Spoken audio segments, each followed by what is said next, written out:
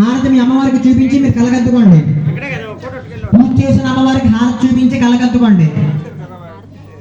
హారతి ఇచ్చి లేవాలి.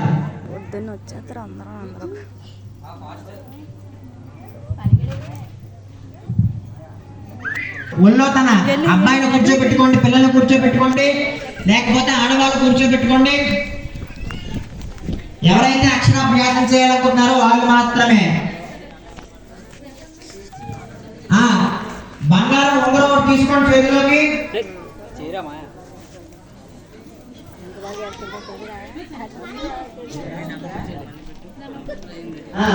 మిగతా వాళ్ళందరూ కూడా అక్షరాలు పట్టుకోండి చేతిలోకి. మిగతా వాళ్ళందరూ అక్షరాలు పట్టుకోండి.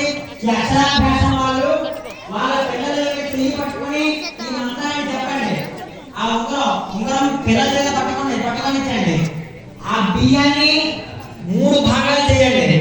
ఆ పళ్ళెం మధ్యలో 2 గీతలు వేయండి. ఒకసారి పైన కొంచెం రాయడానికి, కింద 2 అక్షరాలు రాయడానికి, ఆ కింద 3 అక్షరాలు